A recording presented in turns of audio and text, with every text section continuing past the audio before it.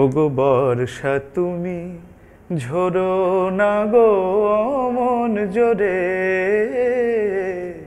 বর্ষা তুমি ঝরো না গো মন জোরে, কাছে সে আসবে তবে কেমন করে, রিমঝিম রিমঝিম রিমঝিম आओगे जब तुम साजना, आओगे जब तुम साजना, अंगना फूल खिलेंगे, बरसेगा सावन, बरसेगा सावन, झूम झूम के दो दिल ऐसे मिलेंगे, आओगे जब तुम साजना, अंगना।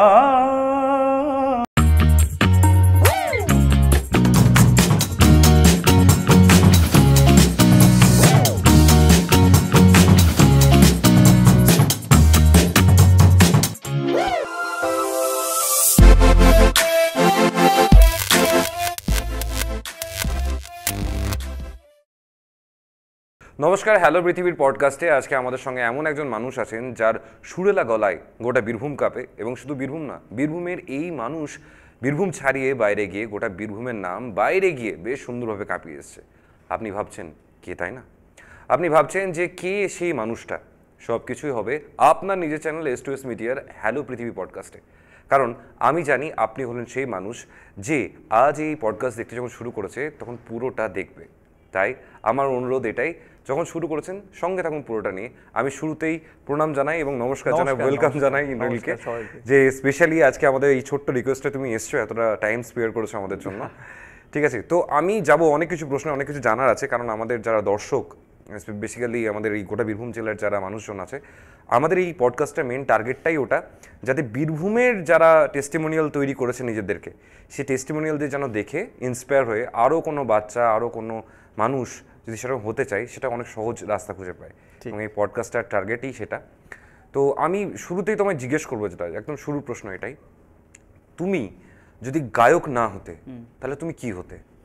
আমার টিচার হওয়ার খুব ইচ্ছে ছিল। টিচার? হ্যাঁ, আমার এই পশ্চিমবঙ্গে এই কন্ডিশনে দাঁড়িয়েও টিচার হওয়ার ইচ্ছে ছিল তোমার?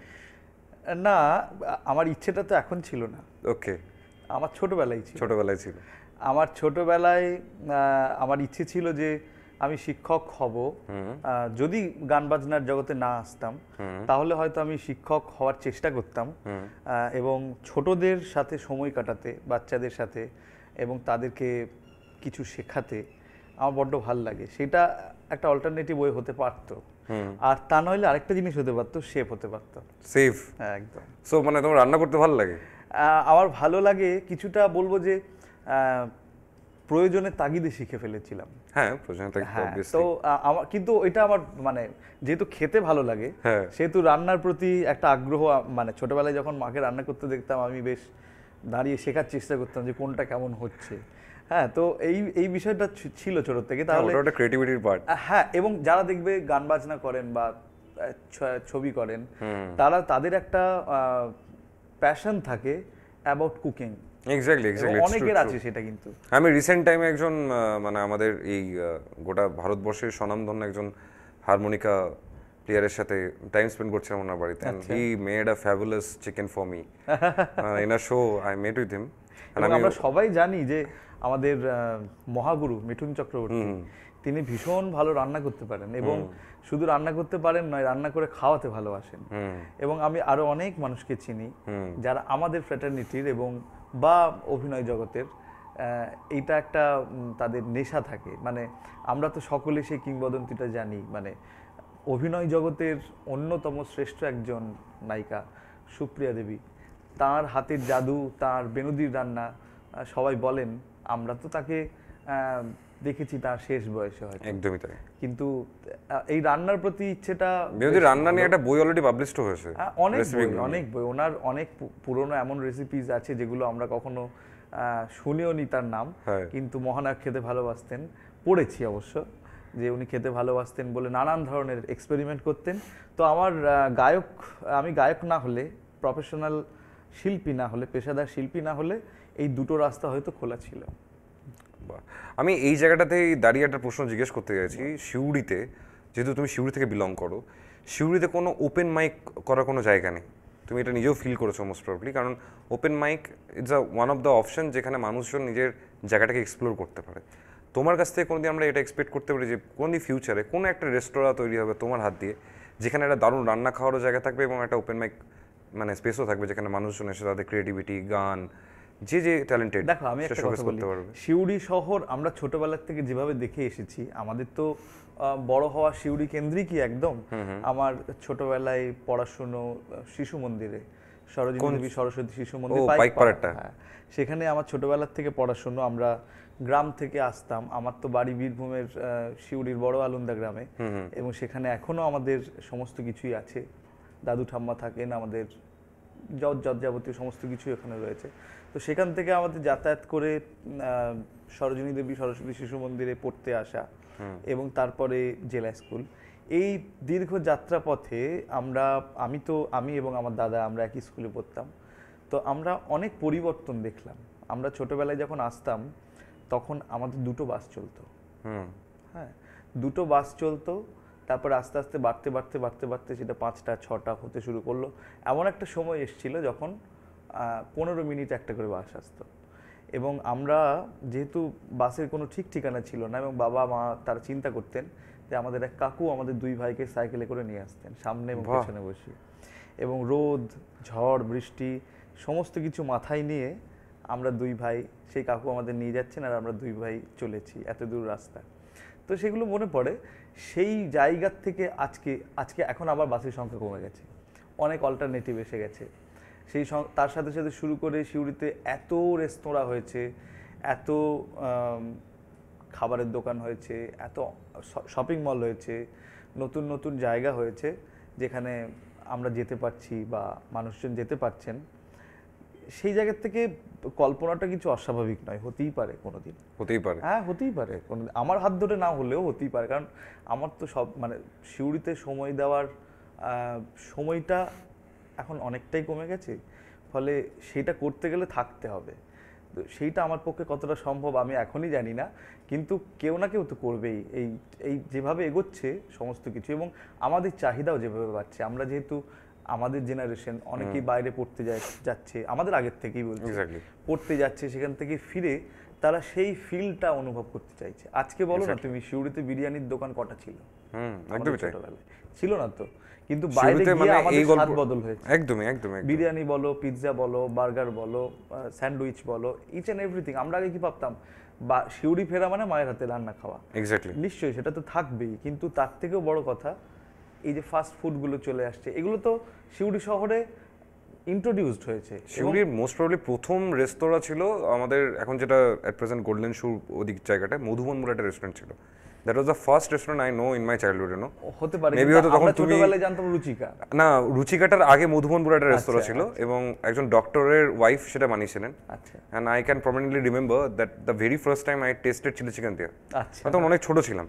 তারপর থেকে একটা করে রেস্তোরাঁ তৈরি হয়, এবং খাবারের কালিদার দোকান বলো, হ্যাঁ কালিদার দোকান। সেখানে আমাদের স্কুল লাইফে বলছি ওই কিছু টাকা পয়সা বাঁচিয়ে সেখানে এসে খাওয়া দাওয়া, এক্স্যাক্টলি, সেটা একটা অন্যরকম। সেই জায়গা থেকে তো আজকে সিউড়ি শহর অনেক বেশি স্মার্ট হয়েছে। তো সেখানে এই কল্পনাটা কিছু অস্বাভাবিক নয় যে সেখানে একটা এরকম বিষয় হবে যেখানে খাওয়া দাওয়া হচ্ছে এবং যে কোনো মানুষের ক্রিয়েটিভিটি, হ্যাঁ গান বাজনা হচ্ছে, স্ট্যান্ড আপ কমেডি হচ্ছে, এনিথিং, মানে একটা কেউ একটা ছবি আঁকছে, অ্যাবসার্ড কিছু একটা, অ্যাবস্ট্রাক্ট কোন একটা ছবি, যা কিছু সেটা হতেই পারে, সেটা সিউড়িতে হবে আমার মনে হয় কখনো না কখনো। তোমার হাত ধরে হলে সেটা আরো বেটার হয়তো। না সেটা আমি এখনই বলতে পারছি না, আমার সেরকম কোনো পরিকল্পনাও নেই। আমি এখন completely focused on my work, what I am doing. সেইটার পরে কখনো হয়তো ভেবে দেখবো যখন যদি প্রয়োজন হয়। যেমন আমি একটা বেশ কিছু বছর আগে আমি একটা ভেবেছিলাম যে বাঙালি রেস্টুরেন্টে বড্ড অভাব সিউড়িতে, বাঙালি খাবারের।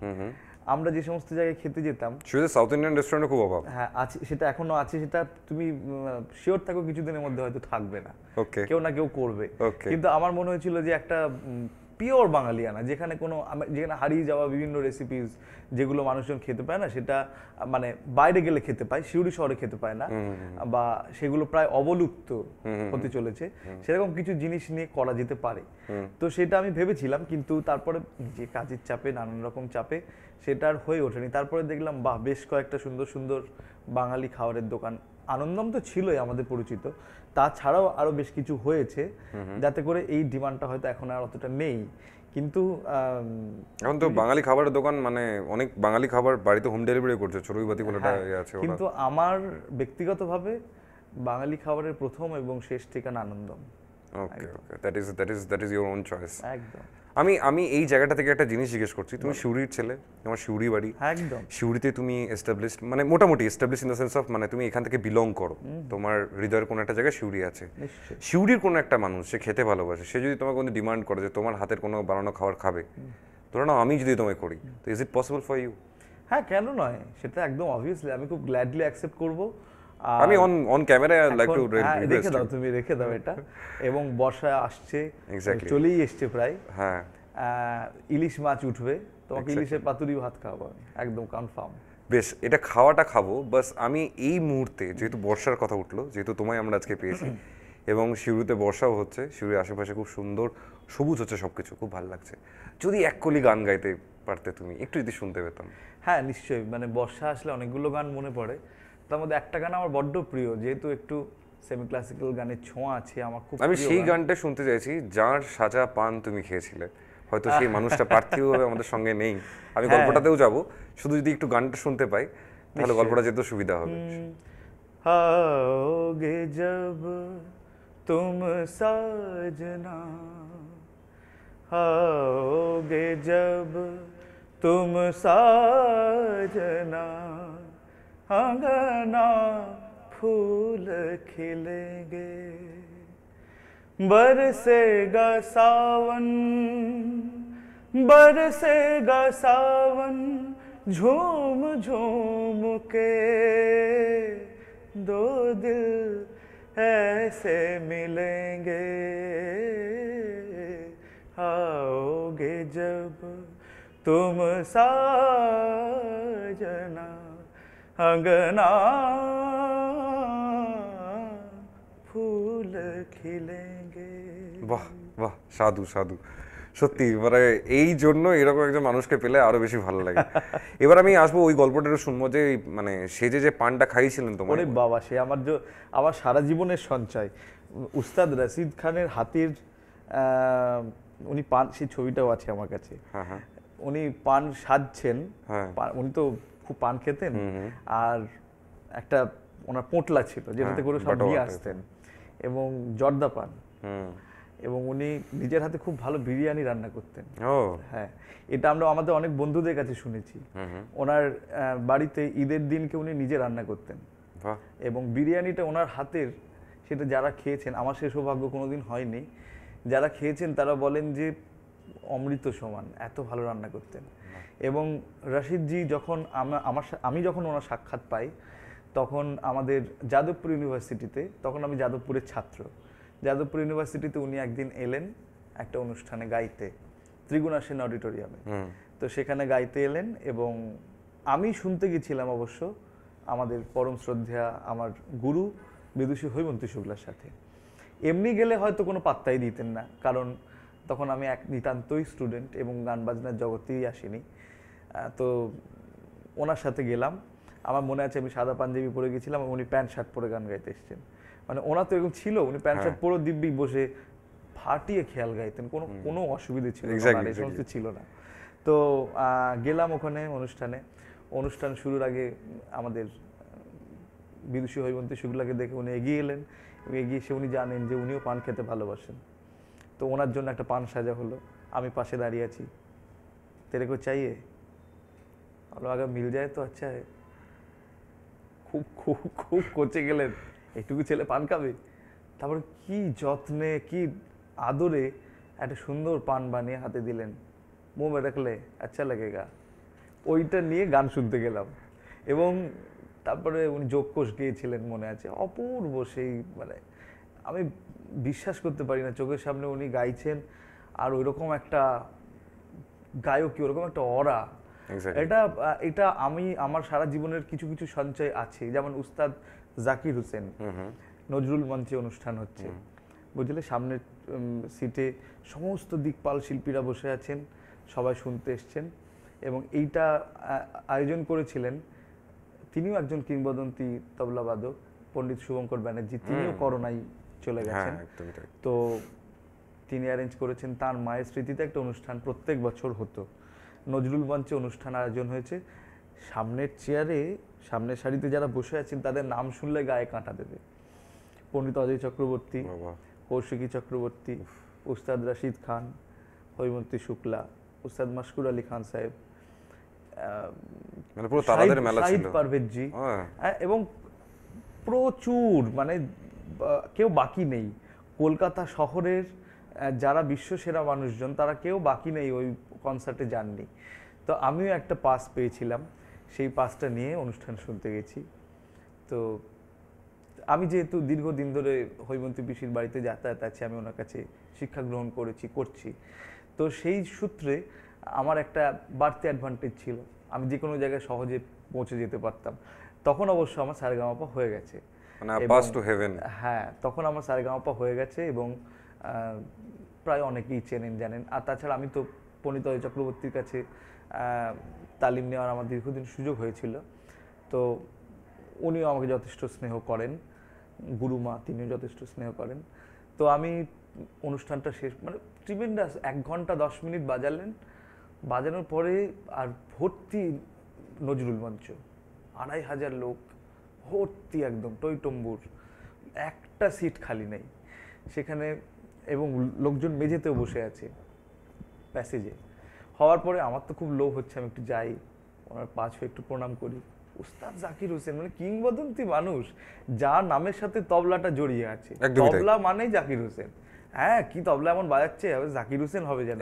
এই যে প্রবাদটা, এইটাই তো একটা প্রবাদ প্রতিম মানুষ তৈরি করে। একদম একদম একদম এরকম প্রবাদ প্রতিম মানুষ আমার কৃতিটাও তৈরি হতে হয়, চোখের সামনে বাজাচ্ছেন, ওইরকম পাগলের মতন ওনার সেই, বললাম না, সেই অরা যাকে বলে আর কি, চুলটা ওনার একদম হাওয়ার মধ্যে উড়ে যাচ্ছে, কখনো কখনো এমন কিছু করছেন, হ্যাঁ, এবং এমন এমন জিনিস করছেন যেন পুরো হল একসাথে হই হই করে উঠছে। সেই এত গরম পুরো সিচুয়েশনটা, গান বাজনা একদম পুরো ম্যাডনেস যাকে বলে, সেটা হওয়ার পর আমি বললাম যে, আমি হৈমন্তী পিসিকে বললাম, তুমি কি যেতে চাও, একটু ভেতরে দেখা করবে? তো ওনার সাথে তো দীর্ঘদিনের সম্পর্ক, ছোট বয়স থেকে উনি উস্তাদজিকে দেখেছেন, তো বললেন যে চলো যাই। তো আমি নিয়ে গেলাম ভিতরে। সেই দৃশ্যটা আমার চোখের সামনে থেকে কোনোদিন যাবে না। ধরো এরকম একটা ভেতরে নজরুল মঞ্চের যে রুমটা, সেখানে উনি হৈমন্তী পিসি ঢুকছেন, আর জাকিরজি অনেকটা দূরে, একদম ওপাশের দেওয়ালের ওখানে, আর লোকজন পরিবেষ্টিত হয়ে স্বাভাবিকভাবে আছেন আফটার কনসার্ট। ওনাকে দেখেই দিদি বলে ওখান থেকে ছুটে এসে একটু প্রণাম করলেন, এবং প্রণাম করে হাতটা ধরে এগিয়ে নিয়ে গেলেন। সেই ছবিটা আমি তুলেছিলাম, আমার কাছে আছে। জড়িয়ে ধরলেন, জড়িয়ে ধরার পরে উনি তো আবেগে কেঁদেই ফেললেন, দুজনে দুজনকে অনেকক্ষণ, দিদি আর ভাই অনেকক্ষণ জড়িয়ে থাকলেন সেই স্নেহের আলিঙ্গনে। সেই ছবিটা আমি তুলেছিলাম, এবং ওই ছবিটা উনি চলে যাওয়ার পরে বিভিন্ন মিডিয়া থেকে আমার কাছে চেয়েও পাঠিয়েছিল, আমি দিয়েছিলাম তাদেরকে। আমার পুরনো আনস্মার্ট অকার্যকর একটা ফোনে তোলা, কিন্তু ছবিটা বড্ড দামি। তো আমি বলছি যে এই মানুষগুলোকে আমি চোখের সামনে দেখেছি, এবং আমি সেই হিসেবে সাংঘাতিক রকমের রিচ, যেটা আমি বলবো এই সুযোগ খুব কম মানুষ পেয়েছেন, একদম খুবই কম মানুষ। Life is all about experiences, and the experiences what you like receive from everything that build you up. একদম। আমি একটা জায়গা যেটা মানে জানতে চাইছি, আমি শুনলাম, বাট শুরু যেমন বড় আলুন্দার কথা শুনলাম, শুরু প্রথম হাতটা ধরেছিল কে, বা কোন গুরুদেবকে তুমি? আমার প্রথম গুরু বলতে গেলে মা, কারণ আমার মায়ের বাপের বাড়ির তরফে একটা কীর্তনের ট্র্যাডিশন ছিল। আমার দাদু, মায়ের বাবা আর কি, তাকে আমি স্পেসিফিক মানে যেতে পারি, মানে কীর্তন কোন পালা বা কোন ইয়ের বা কোন? না, আমি তো দেখিনি ওনাকে, আমি যেটা বলতে যাচ্ছিলাম, আমার জন্মের আগে আমার দাদু চলে গেছেন, তো আমি আমার জন্মের পর তাকে দেখতে পাইনি, ফলে তার সাথে আমি সময়ও কাটাতে পারিনি, বা তার কি প্রজ্ঞা ছিল আমি সেটা জানতে পারিনি, কিন্তু মা সেখান থেকে পেয়েছিলেন। কিন্তু উনি কীর্তন গাইতেন না, উনি বাংলা গানই গাইতেন, আধুনিক বাংলা গান, রবীন্দ্রনাথের গান, সেটা উনি নিজে হারমোনিয়াম বাজিয়ে গাইতেন। তো ওনার খুব ইচ্ছে ছিল যে আমার ছেলে গাইবে, কোন একটা ছেলে গাইবে এবং একজন বাজাবে তবলা। তো আমার দাদা তবলা শুরু হয়েছিল প্রশিক্ষণ, কিন্তু সে তো কমপ্লিট করলো না। কিন্তু আমি ক্লাস 7-8-এর মধ্যেই ভালোবেসে ফেললাম, আর তো কোথাও যাওয়া হলো না। এবং ঠিক করেই ফেললাম যে আমি, এবং সত্যি সত্যি আমি যদি কিছু পারি সেটা গান বাজনা, অন্য কিছু আমার দ্বারা হবে না। সেটা ক্লাস 8 পর্যন্ত আমি মোটামুটি কনফার্ম হয়ে গেছিলাম যে অন্য কিছু আর করার প্রশ্ন ওঠে না, এবং তার জন্য যা যা করতে হয় স্টেপ বাই স্টেপ আমি সেটা করতে তখন থেকে শুরু করেছি। তখন থেকে মানে ফার্স্ট গুরু তোমার মা? একদম ফার্স্ট গুরু আমার মা। তারপরে আমি সিউড়িতেই আমার প্রথম গুরু শ্রী শান্তব্রত নন্দন, তার কাছে দীর্ঘদিন তালিম নিয়েছি, অনেক কিছু শিখেছি তার থেকে। তারপর আমি কলকাতা গেলাম, কলকাতায় গিয়ে পণ্ডিত অজয় চক্রবর্তী, বিদুষী হৈমন্তী শুক্লা এবং আরও বেশ কিছু গুরু, যাদের থেকে আমি অনেক কিছু শেখার চেষ্টা করেছি। কতটা নিতে পেরেছি বলতে পারবো না, কিন্তু তারা আমাকে দুহাত ভরে দিয়েছেন সমস্ত কিছু। আমি চেষ্টা করেছি সেটা গ্রহণ করার এবং নিজের মধ্যে জারণ করে সেটা আমার আর্ট অ্যান্ড ক্রাফটে কাজে লাগানো। এক্স্যাক্টলি। আমি একটা শুধু জিনিস জিজ্ঞেস করছি, গুরুর যখন কোনো কথা বা গুরুর যখন কারেকশন যে কোনো আর্টিস্ট, যে কোনো ক্রাফটের, আমি কোনো স্পেসিফিক চাচ্ছি না, যে কোনো ক্রাফটের লোক শোনে তখন সেটাকে খুব সুন্দরভাবে নেয়। সার্টেন লেভেল রিচ করার পর সবসময় হয়তো গুরুদের পাওয়া যায় না, সেক্ষেত্রে যারা দর্শক, যারা শ্রোতা, তাদের থেকে আমরা অনেক কিছু শুনতে পাই। এবং that is one of the most important thing, যে এইগুলো আমাদের মতো যারা আর্টিস্ট বা তোমার মতন যারা আর্টিস্ট আছে তাদেরকে শুনতে হয়। তো এরকম ধরো শ্রোতারা অনেক সময় অনেক ভালো কথাও বলে, অনেক খারাপ কথাও বলে, অনেক অযাচিত কথাও বলে, আবার কথাও বলে, ঠিক আছে? তো এইরকম কোনো দিন কোনো বিশেষ মানুষের কাছ থেকে কোনো বিশেষ কিছু শুনেছো যেটার জন্য তোমার মনে হচ্ছে যে না, এটা আমার নিজের ক্রাফটটাকে ডেভেলপ করতে হেল্প করবে? না, প্রথম কথা আমি একটা বলি, যারা খুব অযাচিত, অপ্রয়োজনীয়, অবাস্তব, অপ্রয়োজনীয় কথা বলেন, আমি সেই সমস্ত কথাই কান দিই না। প্রথম কথা, যে কথাটা আমার মনে হয় যে হ্যাঁ এটা খুব ইতিবাচক একটা সমালোচনা, সেটা আমি অবশ্যই শুনি এবং আমি চেষ্টা করি আমার পরবর্তী অনুষ্ঠানে সেটা, সেই ভুলটা যেন আমার না হয়। কিন্তু যারা শুধুমাত্র সমালোচনা করার জন্যই করেন বা অকারণ একটু উত্তেজিত করে যদি কিছু খারাপ কথা বলে বা যদি কোনো খারাপ কথা একটু বেরিয়ে যায়, বাউন্স ব্যাক থিওরাম, যেটা মানে উপরের লোকটাকে মারো তাহলে যদি মাথা গরম হয়। কিন্তু আমি ব্যক্তিগতভাবে ভীষণ ঠান্ডা মাথার ছেলে, অন্তত আমার কাজের ক্ষেত্রে, এবং সেক্ষেত্রে আমি আমার শ্রোতাদের ভগবান বলেই মানি এবং তাদের পজিটিভ ইনপুটগুলো আমি নেওয়ার চেষ্টা করি। নেগেটিভ কথা তো বলবেই, নেগেটিভ কথা আমি শুনিও না, পাত্তাও দিই না, আর আমার মনের উপরে একটা গার্ড আছে, সেই গার্ডটাকে পার করতেও দিই না। এই পজিটিভ ইনপুটে এন্ড অফ দ্য ডে তুমি একটা ছেলে, and you are so much handsome, you are doing lots of shows, you are already so much famous. তো এরকম কোনো অপোজিট জেন্ডার থেকে কোনো স্পেসিফিক পজিটিভ কোনো ইনপুট আসে না? বা অনেক ইনপুট তো মোস্ট প্রবলি আসবেই, আসে না আমি কি বলছি, আসবেই। তো সেগুলোকে হ্যান্ডেল করো কিভাবে?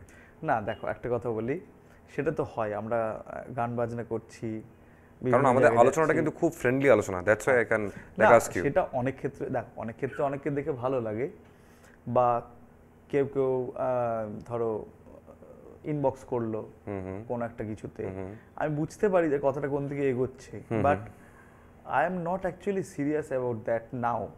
কারণ সেই সময়টা পেরিয়ে এসেছি। প্রথম কথা, যে সময়টা হুটহাট প্রেমে পড়া যায়, যা খুশি করে প্রেমে পড়া যায়, যখন তখন প্রেমে পড়া যায়। প্রেমের স্পেসিফিক কোন একটা বয়স তুমি জানো যে বয়সটার মধ্যে পেরিয়ে গেলে প্রেমে কোনোভাবে পড়া যায় না? না, সে বয়সটা পেরিয়ে গেলে পরে ওরকম হুটহাট পড়ে যায় না কেউ। ওকে, আমি সেটা বলতে চাইছি, কারণ তখন অনেক কিছু বার্ডেন চলে আসে। ওকে, অনেক কিছু স্পেসিফিক, মানে পড়া যায় বাট বলা যায় না। হ্যাঁ, ওই আর কি, মানে তখন একটু চুজি হতে হয়। ওকে, সেই বিষয়টা চলছে।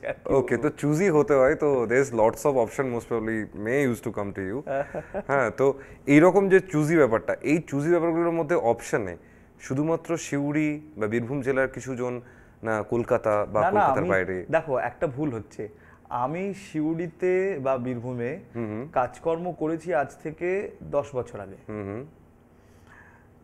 2016 থেকে আমি বলছি, 2015-এ আমার যাদবপুর ইউনিভার্সিটি ভর্তি হওয়া, 2016-এর নভেম্বরে আমার সারেগামাপার সুযোগ আসে। আফটার 5 or 6 অডিশনস আমার সুযোগ আসে সারেগামাপার জন্য। 6টা অডিশন পাস করার পরে আলটিমেটলি বলা হয় যে তুমি চলে এসো বাক্স প্যাটটা গুটিয়ে এক মাসের জন্য। ঠিক আছে, 1 মাসের জন্য যাও। আমি তো গিয়ে ভাবছি তাহলে চান্স পেয়েছি, এবার টিভিতে আমাকে দেখানো হবে। কারণ তার আগে আমি আরো দুটো ধাক্কা পেয়েছিলাম, যে ধাক্কা দুটো আমাকে এই বিশ্বাসটা থেকে অনেক দূরে রেখেছিল। যেমন আমি বলছি তোমাকে, তখন আই থিঙ্ক আমি চ্যানেলের নাম বলতে পারি, তখন ডিডি বাংলায় একটা খুব দারুণ শো হতো রাত্রিবেলায়, এত সুর এত গান। তো সেখানে তখন আমি ক্লাস 9-এ পড়ি, গেছিলাম। রিসেন্ট টাইমে তো ডিডির সাথে তোমার বেশ আমরা অনেক শোজ দেখতে পাই। হ্যাঁ আছে, সেগুলো তো পরে কথা আমি বলছি। তো তখন আমি গেলাম, তখন আমাকে এত সুর এত গান অডিশন দিলাম, প্রথমবারই রিজেক্টেড, একদম একদম কোনো প্রশ্ন নেই, রিজেক্টেড।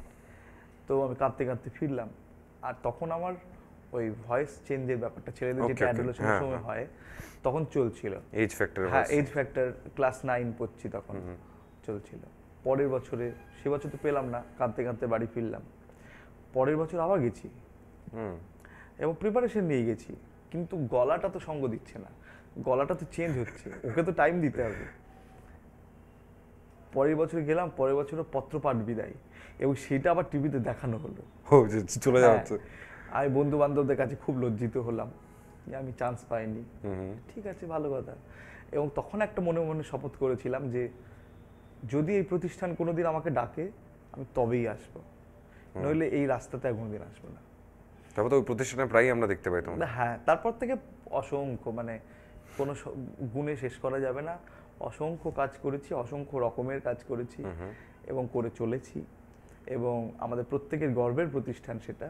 কিন্তু ওই জেদটা ছিল বলে আমার মনে হয় সামহাও সেটা আমাকে মোটিভেট করেছিল।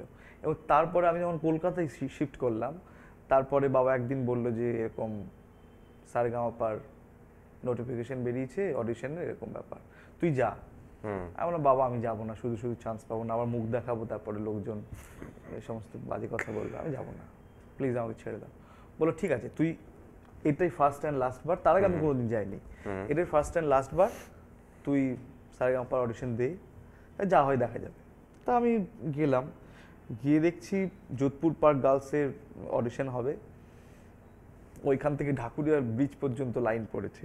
মানে আমার তো মাথা খারাপ হয়ে গেল দেখে, আমি কি করব এখানে। তখন বাবা আমাকে বলল ওখানে কে আছে কার্ডে, আমার তোমাদেরই লোক আছে। আমার বাবা কলকাতা পুলিশে স্যার লালবাজারের স্পেশাল ব্রাঞ্চে আছেন, এএসআই। তো আমি বললাম তোমাদের লোক আছে, বলে একবার ফোনটা দে। ফোনটা দিলাম, তারপর জানা গেল তিনি আমার বাবার ব্যাচমেট।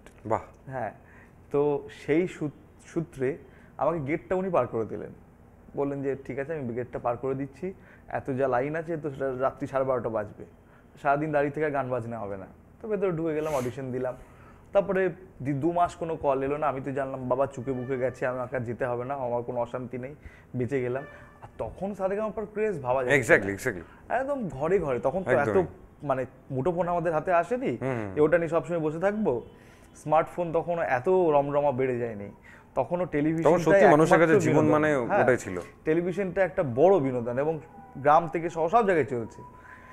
তো অডিশন দিলাম 2 মাস, that was a parameter to validate any artist. একদম সেটা তো বহুদিন পর্যন্ত ছিল। তো তারপরে গেলাম, আমি 2 মাস কোনো ফোন এলো না, আমি বললাম ঠিক আছে বেঁচে গেছি, আমাকে আর যেতে হবে না, কোনো কষ্ট করতে হবে না, আবার শান্তি করে রিয়াজ টিয়াজ করি, ভালো থাকবো। 2 মাস পরে ফোন এলো, তুমি ফার্স্ট অডিশন ক্র্যাক করেছো, সেকেন্ড অডিশনের জন্য চলে এসো। সেকেন্ড অডিশনে গেলাম, 3 দিন পরে থার্ড অডিশন, 1 দিন পরে ফোর্থ অডিশন, 4 দিন পরে ফিফথ অডিশন, এই করে চলতে থাকছে রোজ। তো ওখানে থাকা হচ্ছে, যাওয়া হচ্ছে। তো আলটিমেটলি পেলাম, এবং ওই ফোন কলটা এলো যে চলে এসো, 1 মাসের জিনিসপত্র গুছিয়ে চলে গেলাম। যাওয়ার পরে যেটা হলো, গিয়ে জানতে পারলাম এখানে ফাইনাল, এই প্রথমবার শুরু হচ্ছে বাংলা টেলিভিশনে যেখানে গ্র্যান্ড অডিশনটা দেখানো হবে। That was the first batch, 2016-17 Saregamapa প্রথম শুরু হলো গ্র্যান্ড অডিশন দেখানো। আমি তো আবার ভাবলাম যে সর্বনাশ করেছি, আবার দেখাবে, আবার বাদ চলে যাবো, এই কি ভয়ঙ্কর ব্যাপার, আবার সেই বন্ধুগুলোকে ফেস করতে হবে আমাকে। হ্যাঁ, আমি তো ওই ভাবছি। তারপরে অডিশনের দিন যত এগিয়ে আসছে তত আমার চিন্তা বাড়ছে, টেনশন বাড়ছে, ভয়ঙ্কর টেনশন হচ্ছে। তারপরে অডিশনের সময় আমাকে বললো যে তোর পছন্দের গান গাইবি। অ্যাকচুয়ালি ওখানে আমাদের গান তো সিলেকশন করে দেওয়া হয় এপিসোড ওয়াইজ, আমাদের কোনো রাইট থাকে না। ওকে। তো ওই দিনকে আমাকে রথিতা বললেন যে তুই তোর পছন্দের গান গাইবি। আরও ঠিক আছে, এবং গান গাইলাম, ক্র্যাক করলাম। তারপরে যে 50টা এপিসোড আমি গাইবো কে জানতো, ফাইনাল এক্স্যাক্টলি এটা হয়ে গেছে। হ্যাঁ, and become the finalist and all. মানে এটা আমাদের বীরভূম জেলার প্রত্যেকের জন্যই খুব গর্বের ব্যাপার। Thank you. কারণ একটা জিনিস কি জানো তো, মানে আমাদের নিজেদের নিয়ার বাই এরিয়াতে যদি কেউ সেই জায়গাটা রিচ এবং করে। তারপরে দেখো তুমি 2016-17 তো আজকে হয়নি, 8 বছর আগে হয়েছে। তারপরে কিন্তু আর কেউ গেল না বলবো না, পেল না। তার কিছু তো একটা খামতি আছেই। আমি তো ভীষণভাবে চাই যে আমার নিজের লোকদেরকে নিয়ে, আমার জেলার লোকদেরকে নিয়ে গর্ব করব। এবং বহু টেলিভিশন, আমি তোমাকে বলছি, বহু টেলিভিশন চ্যানেল যারা বোলপুর বা রামপুরহাটে বিভিন্ন অডিশন করতে ইন্টারেস্টেড হয়, আমি যাদের সাথে আমরা খুব বেশি বন্ধুত্ব আছে, আমি তাদেরকে অনেককে বলে সিউড়িতে অডিশন করিয়েছি। বললাম না, তোমরা কেন সিউড়িতে করছো না? সিউড়ি একটা সদর শহর, এবং এখানে থেকে রামপুরহাট বলো, বোলপুর বলো, খুব কাছাকাছি অ্যাক্সেস করা যায়, দুটোই সমান দূরত্ব প্রায়। তোমরা সিউড়িতে কেন অডিশন করো না? রামপুরহাট হলো এক পাশে হয়, বোলপুর হলো এক পাশে হয়, কারো না কারো ওটা দূরে হয়। তোমরা সিউড়িতে করলে তো সবাইকে একসাথে পাবে, একটা মাঝামাঝি জায়গা। এইভাবে কনভিন্স করে আমি বহু চ্যানেলকে নিয়ে এসেছি এখানে অডিশন করতে, এবং সেখান থেকে অনেক ছেলেপিলে, অনেক বড়রাও গেছেন। কিন্তু আলটিমেটলি যেটা হয় না, সামথিং এক্সপেক্টার কিন্তু থাকে, যেটা ছাড়া ওই দাঁড়িয়ে থাকাটা খুব মুশকিল হয়ে যায়। See, need is the main thing. If you have need for something, you can do. খিদেটা, Exactly. ওই খিদেটা, ওই এটা খুব দারুণ কথা আছে না যে ভোগ। if you are a fighter, then ইয়া তো তুমি ওই ফিল্ডেই মরবে যুদ্ধ করতে করতে, নইলে তুমি গ্লোরি নিয়ে আসবে ভাই। নিশ্চয়ই, So there is no মানে ব্যাক স্টেপ। পালিয়ে যাওয়ার রাস্তা নেই। এক্স্যাক্টলি। বাট তো সেটার জন্য নিডটা খুব দরকার। একদম ঠিক আছে, নিড যদি হয়, যেমন ধরো তুমি সিউড়িতে বেস্ট একজন মানুষ, মানে Suri best, Suri is one of your root part. তো তুমি যতদিনই বাঁচবে, this is my own expectation, because আমি নিজে সিউড়ির। সো ইটস মাই এক্সপেকটেশন কি তুমি 2 বছরে, 1 বছরে বা 10 বছর পরেও তুমি সিউড়ির জন্য কিছু একটা জিনিস তুমি ভাববে, সেটা তুমি ইমপ্লিমেন্ট করো চাই না। ভেবেছি বলেই আমি করোনার পরে আমার যে মিউজিক একাডেমি, ইন্দ্রনীল সঙ্গীত একাডেমি, সেটা আমি সিউড়ি শহরেই তৈরি করেছি। এবং আমি এই পয়েন্টটাতেই আমি কয়েকদিন আগে আমাদের চ্যানেলেই তোমার একটা ভিডিও দেখছিলাম, এবং সেটা দেখতে দেখতেই মানে আমি দেখলাম তোমার যিনি গুরুমা, তিনি আসছেন সিউড়িতে অনুষ্ঠানের জন্য। তো এটা অবভিয়াসলি আমাদের সিউড়ির মানুষদের জন্য বিরাট একটা বড় অপরচুনিটি। তো সেই জায়গাটা দেখতে এবার সিউড়ি মানুষদের কিছু একটা অভিযোগ আছে যে সেখানে টিকিট কেন করা হয়েছে, পাস কেন দেওয়া হয়নি। আচ্ছা, কারণ সিউড়ির ছেলে সিউড়িতে অনুষ্ঠান করছে, তো এত বড় মানুষজনের সঙ্গে ও আজকে মানে যোগাযোগ স্থাপন করেছে, সেই জায়গাতে দাঁড়িয়ে টিকিট কেন? ও তো বেশ উঁচু জায়গায় গেছে, আমি উত্তরটা ও দিতে তো চাই। একদম বিনামূল্যে সবাইকে দেখাতে পারতো। আমি এই উত্তরটা দিতে চাই। প্রথম কথা হচ্ছে, আমি যেহেতু নিজে একজন শিল্পী এবং আমি পারিশ্রমিক পেয়ে গান গাইতে অভ্যস্ত, এক্স্যাক্টলি, তাই আমি কোনোদিন আমার কোনো সিনিয়র হোক, কোনো জুনিয়র হোক, কোনো বন্ধু হোক, কোনো দাদা হোক, কাউকে কখনো তাদের যোগ্য পারিশ্রমিক ছাড়া নিয়ে আসিনি। মানে সাম্মানিক ছাড়া তুমি আনো? তাদের যেটা প্রাপ্য সেই সাম্মানিক দিয়েই নিয়ে এসেছি সব সময়। আমি তাদেরকে কখনো ব্যক্তিগত জায়গা থেকে অনুরোধ করিনি যে তোমরা কিছুটা কম নাও, কোনো দিন না আজ অব্দি। এবং আমি বলতে চাই, আমার একাডেমির প্রথম বছরের অনুষ্ঠানে এসেছিলেন অদিতি মুন্সি। হ্যাঁ, এবং আমি এই জায়গাটা একটু ব্রেক করি। আমার একটা প্রশ্ন এখানটাতেই আসে, সেটা হলো প্রচুর সিঙ্গারকে আমরা হিস্ট্রিতেও দেখেছি, প্রেজেন্টেও দেখছি, এবং তোমার যে জায়গা থেকে মানে লোক তোমায় চিনেছে, আমি কখনোই বলছি না that is your prime position, but যে রিয়েলিটি শো বা ফ্রম দ্যাট জোন যেখানে তোমার লোক চিনেছে, সেখান থেকে প্রচুর মানে গায়ক বা সঙ্গীতজ্ঞ বা গায়িকা, তারা কিন্তু তাদের মানে গান বাজনাটা সরিয়ে রেখে রাজনীতিতে যোগদান করেছে। আমি এই প্রশ্নের উত্তর দেব তোমাকে, আমি এক্ষুনি দেব। I will ask you on that. আমি এক্ষুনি দেব, তার আগে আমি আগের প্রশ্নটা ক্লিয়ার করে নিই। তো অদিতি দি যখন এলেন, অদিতি দি আমার নিজের কোনো দিদি বা বোন নেই, কিন্তু অদিতি দি নিজেও বলেন, আমিও এটা মেনে চলি, যে অদিতি দি আমার একদম নিজের দিদি, অদিতি মুন্সি। এবং সেই জায়গাটা আমাকে সবসময় দেয়, বাহ, সবসময় দেয়। ভাইফোঁটা বলো, রাখি বলো, অলওয়েজ দিদির থেকে আমি সব মানে সেই ওয়ার্ম ফিলিংটা পাই। এক্স্যাক্টলি। এবং সেই জন্য আমি আমার স্কুলের প্রথম বছরের জন্মদিনে দিদিকে বললাম যে দিদি একটু আসতে হবে যে তোমাকে। তো আমার কাছে একটা পয়সাও নেয়নি। ওকে। আমি জিজ্ঞেস করেছিলাম কত কি দিতে হবে, তুমি অনুষ্ঠানের জন্য কত কি দিতে হবে আমাকে একটু, তুমি যদি আমাকে বলতে তোমার অসুবিধা হচ্ছে তাহলে আমি অন্য কাউকে দিয়ে ফোন করাবো, তুমি তাকে বলে দিও। তো আমাকে বললো যে আমাকে টাকার কথা বললে আমি কিন্তু যাব না। হ্যাঁ, তাই বললাম যে না এটা কি করে সম্ভব। তো বললো ভাই ডেকেছে, দিদি যাবে, আর কোনো কথা নেই।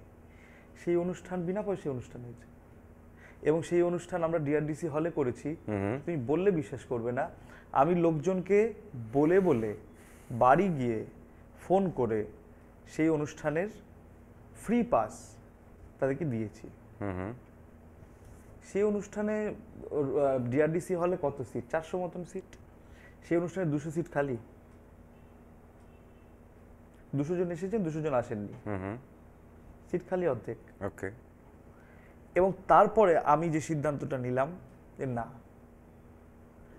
ফ্রি জিনিসকে মানুষ গুরুত্ব দেয় না, কখনো গুরুত্ব দেয় না। আমি ফ্রিতে কোনো অনুষ্ঠান করব না। যা করব, আমি যখন প্রপারলি তাকে পারিশ্রমিক দেব সেই আর্টিস্টকে, তখন আমি সেই যে পারিশ্রমিকের টাকা সেটা সাধারণ মানুষের কাছ থেকেই নেব। এবং সেইভাবেই আমি মনোময়দার অনুষ্ঠান করেছি, টাকার টিকিট কেটে অনুষ্ঠান, সেই অনুষ্ঠান Housefull. Rabindra Sadan Housefull, 500 chair. শুধু সিট নয়, আমরা চেয়ার ভরেছিলাম আলাদা করে। বাহ। সেই হল হাউসফুল। ওকে। রাঘবদের অনুষ্ঠান করেছি, একইভাবে ticket show house full. Okay. So for বিনা দ্যাট পয়সার জিনিস মানুষ গুরুত্ব দেয় না, আমি এটা প্রথম দিন থেকে মেনে চলি। এবং সেটা আমাকে প্রমাণ করে দিয়েছিল অদিতিদির অনুষ্ঠানটা। অদিতিদির ওরকম একজন গায়িকা আসছেন, আমি যাদেরকে কার্ড দিয়ে এসেছি বিনি পয়সায়, তার অর্ধেক লোক আসেনি। আসেনি। কিন্তু তুমি যখন 500 টাকা দিয়ে একটা টিকিট কাটবে বা 200 টাকা দিয়ে একটা টিকিট কাটবে, সেই টাকাটা তোমাকে কোথাও না কোথাও কামড়াবে। এক্স্যাক্টলি। আরে ভাই, আমি 500 টাকার টিকিট কাটলাম, প্রোগ্রামটা গেলাম না, টাকাটা নষ্ট হবে। তুমি নিজে না গেলেও তুমি দায়িত্ব নিয়ে তোমার বাড়ির কাউকে পাঠাবে এবং হলটা ভর্তি হবে, সেই শিল্পীও গান গিয়ে আনন্দ পাবে। দ্যাটস ওয়াই আমি পাস দিয়ে অনুষ্ঠান করি। ওকে, মানে পাসটাকে পাশে রেখে তুমি go with a paid tickets. একদম পেড টিকিটস। কারণ ওই বিনি পয়সার জিনিসে কোনো গুরুত্ব নেই। আমি কোথায় একটা পড়ছিলাম যে আমুল দুধের দাম যখন 5 টাকা প্যাকেট, তখন পেপসির দাম 3 টাকা। কোনটা পুষ্টিকর আমাকে বলো? দুধটা পুষ্টিকর, অবভিয়াসলি, আমরা সবাই জানি। তখন মানুষ আমুল দুধ খাচ্ছে।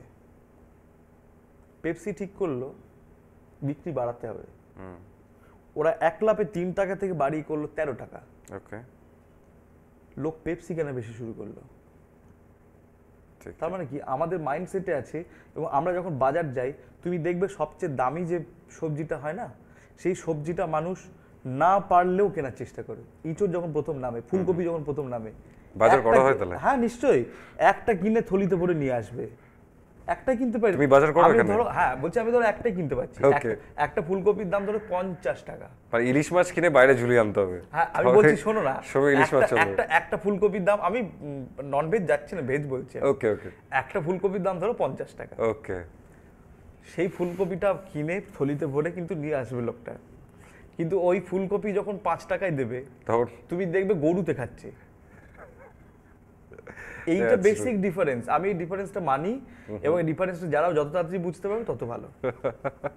বেশ, আমি এই পয়েন্ট থেকে দাঁড়িয়ে তোমার একটা জিনিস জিজ্ঞেস করি, যে ধরো এরকম অনেক মানুষই আছে আমাদের সিউড়িতে, আমি কাউকে স্পেসিফিক নাম নিচ্ছি না, আমাদের বীরভূম জেলাটা বিভিন্ন রকমের সংস্কৃতির মিশ্রণ। হ্যাঁ নিশ্চয়ই।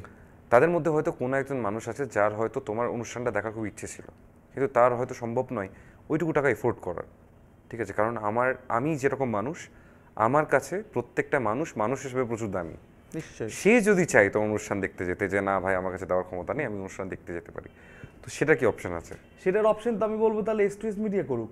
ওকে লাইভ টেলিকাস্ট করে দিক, ওকে আমজনতা ঘরে বসে দেখুক, কোনো অসুবিধা নেই আমার। সেটা আমার তাতে কোনো বাধা নেই। ওকে সেটা এসটিএস মিডিয়ার উপর দায়িত্ব দিই। সেটা না এসটিএস মিডিয়া মানে কর্ণধার হয়তো ভেবে দেখতে পারে। সেটা that's a good option, that's a good opportunity. একদম আমি দায়িত্ব দিলাম, Okay, এসটিএস মিডিয়ার সহযোগিতা প্রার্থনা করলাম, তারা করুক, ঠিক ঠিক আমার তাতে কোনো আপত্তি নেই। ওকে বেশ, আমি এই পয়েন্টে দাঁড়িয়ে যেটা আমি কথাটা বলতে বলতে আমি স্কিপ করলাম, সেটা হলো যে রাজনীতি কথাটা বলছি। হ্যাঁ হ্যাঁ বলো। অনেক সিঙ্গারই আস্তে আস্তে রাজনীতিতে শিফট করছে। আমি কোনো স্পেসিফিক তোমার জোনের মধ্যেও কোনো স্পেসিফিক কারণ নাম নিতে চাইছি না, বাট তুমি কেন করছো না বা তুমি কেন করবে না, বা যদি তুমি করো তাহলে তুমি কোন দিকে যাবে? পারি না হয়তো, প্রথম কথা হচ্ছে আমি পারি না। আমি যে সবকিছু পারি তা তো নয়। হ্যাঁ, আমি রাজনীতিটা পারি না, কিন্তু আমার বাড়ি একসময় রাজনৈতিক বাড়ি ছিল, এবং তোমরা হয়তো অনেকেই জানো না, এই বীরভূম জেলায় যখন প্রথম আমাদের ক্ষমতাসীন দল, এখন যারা ক্ষমতাসীন দল, সেই দলের, তখন তারা বিরোধী দল, সেই দলের প্রথম পঞ্চায়েত গঠন হয়। সেই প্রথম পঞ্চায়েতের প্রধান ছিলেন আমার মা, মেম্বার ছিলেন আমার মা, বাবা, সেই পঞ্চায়েত সদস্য ছিলেন আমার মা। এবং 5 বছর উনি ওনার টার্ম কমপ্লিট করেছিলেন, যা যা কাজ করার আমরা ছোট বয়সে দেখি। 2003 থেকে 2008 অব্দি 5 বছর, 2003-এর পঞ্চায়েত ইলেকশন বলছি আমি। তো করেছেন, কিন্তু তারপরে এই দল ক্ষমতায় আসার আগেই আমার মা কিন্তু রাজনীতি থেকে বিদায় নিয়েছেন আমাদের পড়াশোনার জন্য। ওকে, আমার এবং আমার দাদার পড়াশোনা হ্যাম্পার হবে, প্রত্যেকটা মায়ের দুর্গা হয়। হ্যাঁ, আমরা আমাদের সময় দিতে পারবে না, বাড়িতে সর্বক্ষণ হয়ে হট্টগোল লেগে আছে, লোকজন আসছে বিভিন্ন কাজে, স্বাভাবিক তারা আসবে, এটা তো মানুষের পরিষেবা। তো মা ওখান থেকে সরে এলেন। তো আমাদের বাড়ির সাথে রাজনীতির সম্পর্ক নেই এমনটা নয়, বা আমিও রাজনীতি সচেতন নই এমনটা নয়, কিন্তু আমার মনে হয় যে আমি ওটা পারি না হয়তো। আর দ্বিতীয় কথা হচ্ছে যারা পারেন তারা পারি না না মানে চেষ্টা কোনোদিন করোনি বলে মনে হয়? আমি প্রথম কথা হচ্ছে 26 ইলেকশন আসছে, যদি কোনো এখান থেকে কোনো পার্টি বা কোনো দল তোমায় ডিরেক্টলি অফার করে, দেবে না অফার? প্রথম কথা, আমাকে দেখলেই মনে হয় না আমি ওটা রাজনীতি করতে পারি। আর দ্বিতীয় কথা হচ্ছে অফার করবে না কেউ। অফার করলেও আমি তাদের সবিনয় প্রত্যাখ্যান করবো, হাত জোর করে, যে প্লিজ আমাকে দেবেন না, এই রোদে রোদে ঘুরে ঘুরে আমার গলাটা খারাপ হয়ে যাবে, আর রেকর্ডিংয়ে যেতে পারবো না, গাইতে পারবো না, কিছু না। আমার রাজনীতি তো আর করে খাওয়ার জায়গা তো নয়। আর আমি যাদেরকে চিনি, আমার কথা বলতে পারি যে অদিতি মুন্সি, আমার দিদি, যার কথা বলছিলাম, দিদি যখন ইলেকশনে দাঁড়ালো তখন আমি দিদিকে বলেছিলাম, দিদি জিতে গেল যখন, আমি দিদিকে ফোন করে বললাম, দিদি তুমি তো গানটা না, তুমি গানটা কিন্তু কখনো ইয়ে করো না। তো আমাকে বললো, না রে বাবু, এটা করবো না, গান ছাড়াও বাঁচতে পারবো না, ওটা তো আমার শ্বাস প্রশ্বাস। এবং তারপরে আমি দেখেছি দিদির অ্যাক্টিভিটি কিন্তু আরো অনেক বেড়ে গেল। আফটার ওন দ্য ইলেকশন আমরা ভেবেছিলাম হয়তো কমে যাবে বা এতটা সময় দিতে পারবে না, কিন্তু ও মানুষের কাজ যেমনভাবে করে, আমি নিজের চোখে দেখেছি, ও মানুষের কাজ যেমনভাবে করে, গান বাজনাটা তেমনভাবে করে, এবং আমাদেরকে নিয়ে, শিল্পীদেরকে নিয়ে, আমাদের সিনিয়রদেরকে নিয়ে ও একটা বাঙালিয়ানা বলে অনুষ্ঠান করছে লাস্ট 4 বছর ধরে। বাগুইয়াটি জোড়া মন্দিরে মোড়ে ওটা হয়, এত পপুলার হয়েছে অনুষ্ঠানটা এই কিছু বছরের মধ্যে, তুমি ভাবতে পারবে না। এবং সেখানে আমি জানি 7 দিন ধরে 8 দিন ধরে ওখানে রেডিওর কয়েকজন কানেক্টেড আছে একদম। এবং ওই অনুষ্ঠানে কে না আসে আমি জানি, আমাদের উত্তম প্রিয়া, সাবিত্রী দেবী থেকে শুরু করে মাধবী দেবী থেকে শুরু করে সমস্ত ফ্র্যাটার্নিটির লোকজন আসে, এবং খুব হইচই করে আমাদের বাংলা নববর্ষের উদযাপনটা হয়, আমরা গাইতে যাই। দিদি এই আয়োজনটা করে একটা আর্কাইভ সত্যি দরকার। আমাদের বাংলা কালচার, বাংলা সংস্কৃতি এবং বাংলা ভাষার যে নিট মেটেরিয়াল, ঠিক আছে, আস্তে আস্তে লোক বাংলায় স্পষ্ট কথা বলতে ভুলে যাচ্ছে। একদমই তাই। এবার এই টাইম টেনের মধ্যে যদি সেগুলোকে প্রিজার্ভ না করা হয়, যদি কেউ দায়িত্ব নিয়ে না করে, এটা খুব বড় অসুবিধা। আমি শুধু অদিতি দিকে দেখেই বলছি, অদিতি মুন্সি এমন একজন মানুষ, আমি ব্যক্তিগতভাবে তাকে চিনি বলে বলছি, যে ও রাজনীতিতে কিন্তু আর অন্যদের মতন, আমি বলছি যে আমি কিছু এখান থেকে বেনিফিটেড হব, এই আশা নিয়ে রাজনীতিতে কোনোদিন আসেনি। এবং আমি ব্যক্তিগতভাবে জানি যে ওর নিজের রোজগারের পয়সা, ওর নিজের আর্ন করা পয়সা, সেইটা দিয়ে অনুষ্ঠান অ্যারেঞ্জ করে। ইয়েস। এবং সরস্বতী পুজোর সময় একটা ওর যে সঙ্গীত ইয়ে আছে, ইনস্টিটিউশন আছে সঙ্গীতম, সেখান থেকে বিভিন্ন আসর হয়, আমরা সেখানে গান গাইতে যাই। ওর একটা শুভ চিন্তা আছে। এবার সেটা যদি একটা রাজনীতিতে এসে সেটা ফ্লারিশ করে বা আরো বেশি মানুষের কাছে পৌঁছয়, তাই তো অপরাধ কিছু না। হ্যাঁ, রাজনীতি এবং রাজনীতি খুব একটা বড় জিনিস। আমি এই পয়েন্ট থেকে দাঁড়িয়ে তোমাকে একটা জিনিস জিজ্ঞেস করতে চাইছি, মানে সেটা হলো যদিও একটু জিনিসটা একটু হয়তো তোমার লাগতেও পারে, সো আইল গো ডিরেক্ট উইথ ইউ। গান আমরা সারাদিন শুনি, বিভিন্ন টাইমে আমাদের মুড ম্যাপিংয়ের মতন সিস্টেম, আমাদের বিভিন্ন মুডে বিভিন্ন রকম গান ভালো লাগে। এবং যদি পুরোনো পাস্টের আমরা রিজন দেখি তো সেখানে রাগ বা বাকি সব কিছু সেইভাবেই বানানো। ঠিক। অনেক সময় অনেক গায়ক ছিলেন যারা হয়তো গান গেয়েছেন বৃষ্টি এসছে, কেউ গান গেয়েছেন মেঘ কেটে গেছে রোদ বেরিয়েছে, এরকম প্রচুর কিছু হয়, কিংবদন্তি আর কি। হ্যাঁ একদমই তাই। এবং মানে আমার মনে হয় যে আর্ট এবং আর্ট অ্যান্ড ক্রাফট খুব সহজ রাস্তা উপরের যিনি যাকে আমরা এক্স্যাক্টলি, তো ইটস খুব ইজি, কিন্তু কোনো একটা জায়গায় গিয়ে এই জিনিসটা আবার আমাদের অবলম্বনও হয়। নিশ্চয়ই। তো পরাধীন অবস্থায় গান গাইতে কেমন লাগে তোমার বা লেগেছে? না, পরাধীন, দেখো আমরা যখন পরাধীন থাকি আমাদের কবিগুরুর কথায় কোথাও আমার হারিয়ে যাওয়ার নেই মানা, মনে মনে মনে মনে হারিয়ে যাওয়ার কোনো মানা নেই। একদমই তাই। জীবন আমাদের অনেক কিছু শিক্ষা দেয় অনেক সময়, কিন্তু আমাদের মনটাকে বেঁধে রাখা যায় না। আমার হাত বাঁধিবি পা বাঁধিবি, মন বাঁধিবি কেমন নেই, মনটা বাঁধা যায় না, সেটা সবসময় ঘুরে বেড়ায় সব জায়গায়। এবং গান তো আমার অস্থি মজ্জায়, আমার নিঃশ্বাসে, আমার অস্তিত্বের সাথে জড়িয়ে আছে, সুতরাং সেইটা ছাড়া আমি কোনো মুহূর্তই ভাবতে পারি না। তো আর একটা জিনিস, মানে এই পয়েন্টটা থেকে আমি তোমাকে বলবো, ধরে নাও কোনো দিন like we use to shop from many online websites, Flipkart and Amazon, one day you got a chance and got, মানে ওয়ান পিস ছিল তুমি কিনতে পারলে, দ্যাট ইজ টাইম মেশিন। যদি কোনদিন কিনতে পারো তো তুমি এমন কোন মানুষগুলোর থেকে তালিম নেওয়ার বা তাদের সাথে গান গাওয়ার ইচ্ছা রাখবে ইন আ ভেরি শর্ট, যাদেরকে হয়তো আমরা শুধুমাত্র রেকর্ডসে শুনেছি? Any one of you can go with.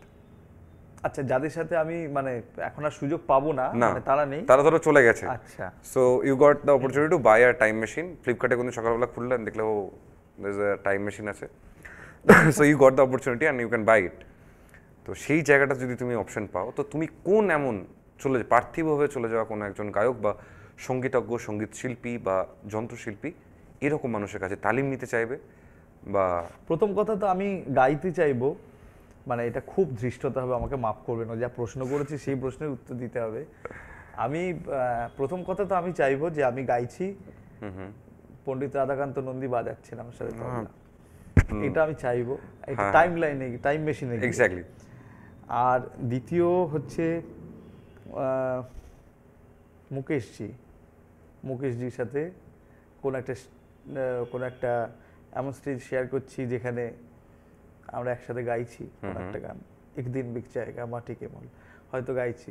এই এই দুটো বিষয় আমি চাই। আর বাকিদের আমি বলছি যে আমি মান্না দেখে চোখের সামনে দেখেছি, দেখার সুযোগ পেয়েছি, যদিও কোনো ছবি তোলার সুযোগ পাই, তখন এত ক্যামেরা ছিল না বা ফোন তো, স্মৃতিটা অনেক বেশি দাম, তখন ওই স্মৃতিটুকুই রয়ে গেছে।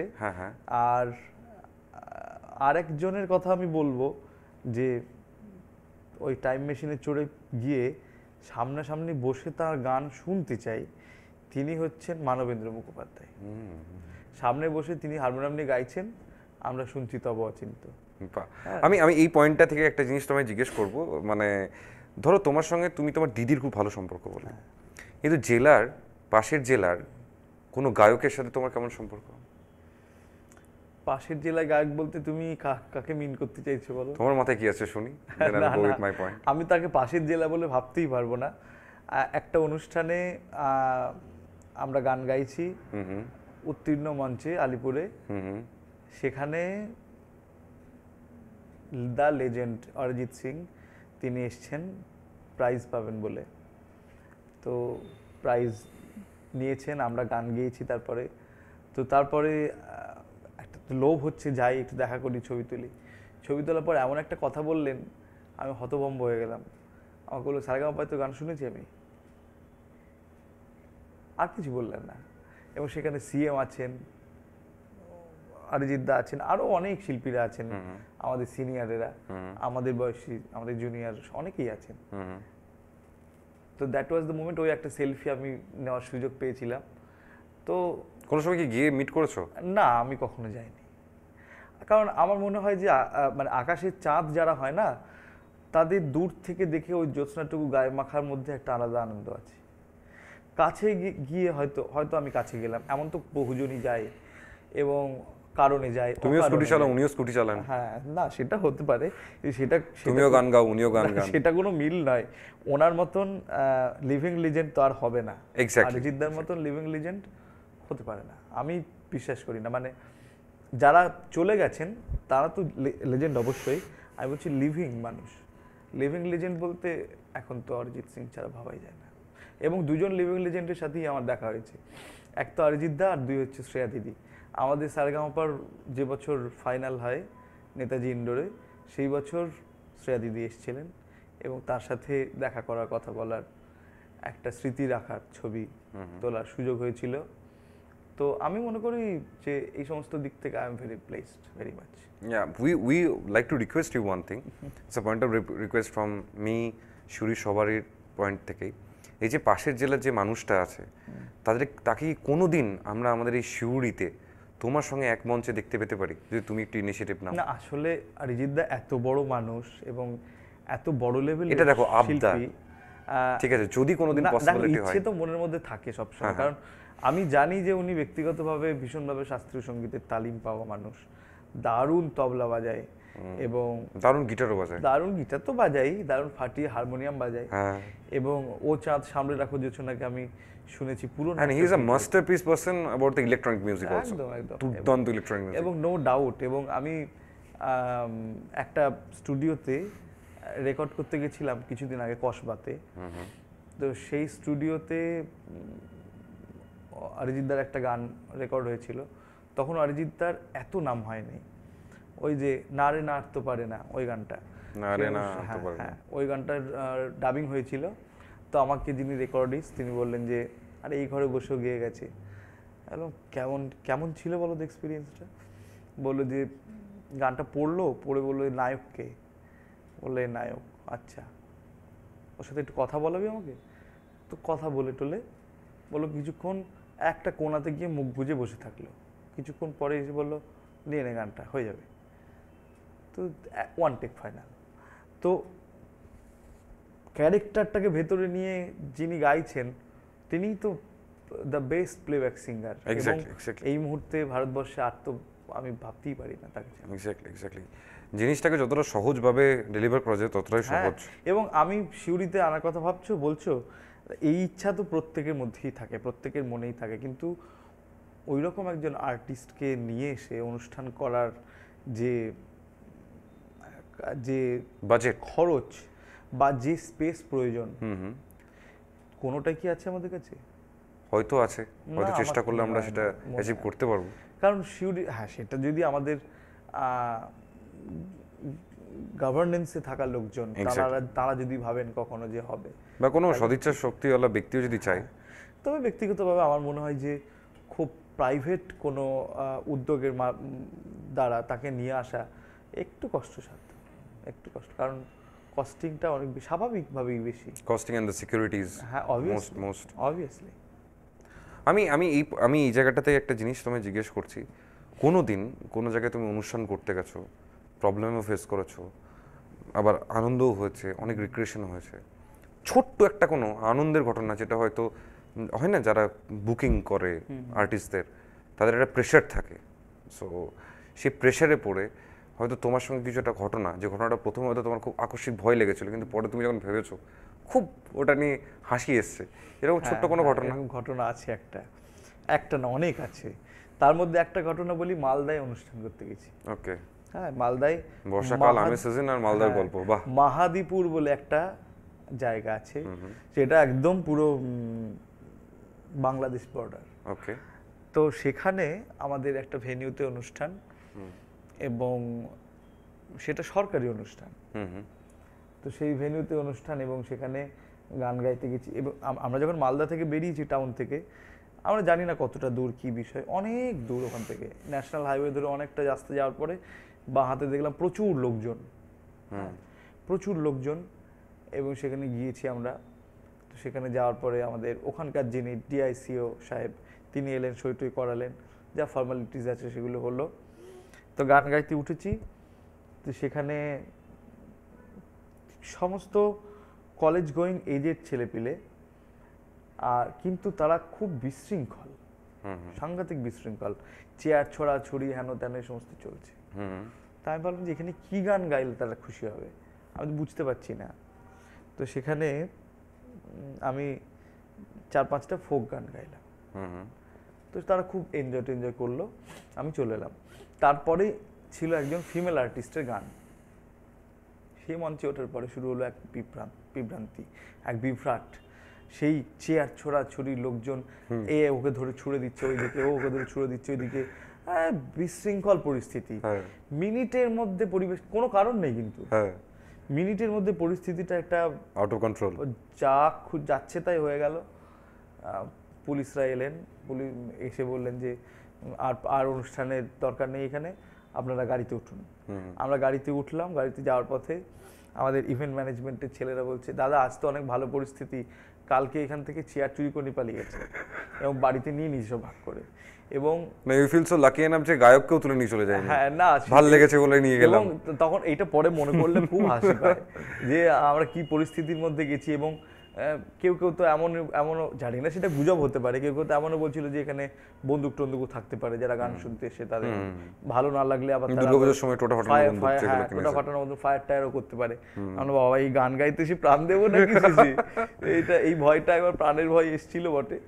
আরো বেশ কিছু জায়গাতে এরকম সিচুয়েশনে পড়েছি, কিন্তু ভালো স্মৃতিটাই বেশি সবসময়। বাহ, আমি এই জায়গাতেই একটা জিনিস তোমার থেকে জানতে চাইবো। তুমি ফোকলোরের কথা বললে, আমাদের বীরভূম আদিবাসীদের জায়গা এবং প্রচুর ফোকলোর আছে আমাদের এখানে, কিন্তু প্রবলেম হলো ফোকলোরগুলো কোনোভাবে প্রিজার্ভ হচ্ছে না, আস্তে আস্তে ফোকলোরগুলো চলে যাচ্ছে। যেরকম আমাদের বেশ কিছু মাইথোলজিক্যাল কথন আমরা শুনতে পাই না, কারণ একটা করে জেনারেশন, একটা করে বংশ চলে যাওয়ার পর চলে গেছে, ফোকলোরগুলো চলে যাচ্ছে।